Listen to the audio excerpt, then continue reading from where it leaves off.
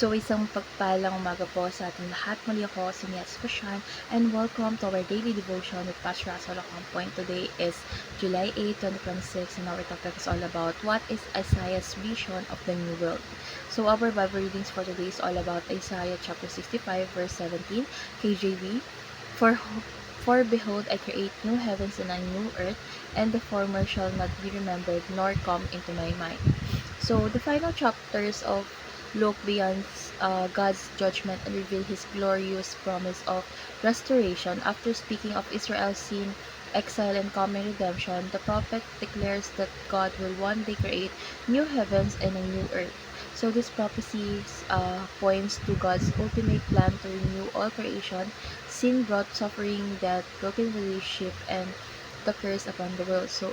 But God did not abandon His creation. Through the first coming of His death and His resurrection, God began His work of making all things new. So everyone who trusts in Christ becomes a new creation and receives a new life through the Holy Spirit. Although God's kingdom is already the work in the hearts of believers, the world still experiences the effects of sin.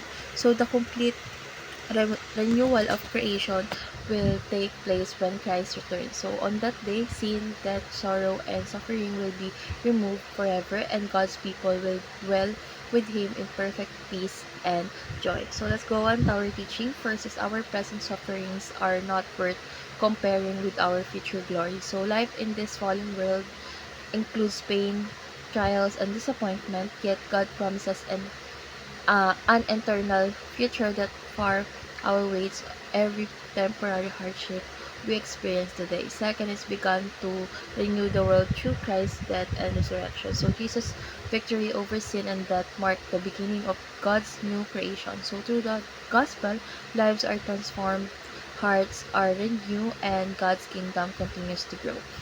And lastly is the renewal of the world continues today and will be complete at Christ's return. So God is continually renewing His people through the Holy Spirit. One day, Christ will return to complete His work by restoring all creation and establishing His eternal kingdom. So how do we respond? So first is submit daily to the Holy Spirit work of renewal. So allow God to transform your thoughts, attitudes, and actions into the likeness of Christ.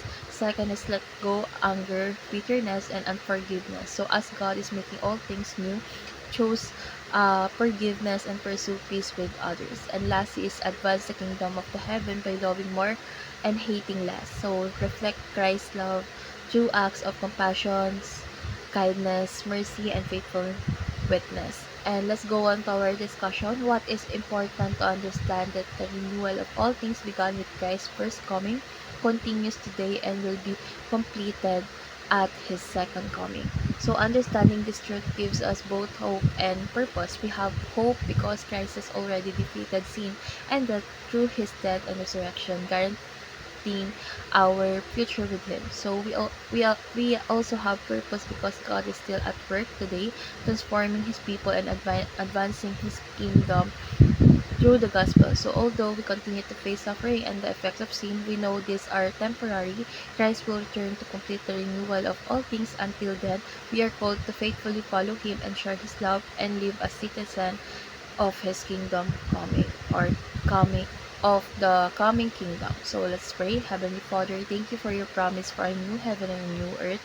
Thank you that through Jesus Christ you have already begun the work of making all things new. Continue to renew our hearts through the Holy Spirit and help us to become more like Christ each day. Give us strength to endure present trials with hope, knowing that our future glory is secure in you. Help us to let go of bitterness, forgive others, and faithfully advance your kingdom through love, truth, and service. We eagerly await the day when Jesus returns to complete the renewal of all creation. In Jesus' name we pray.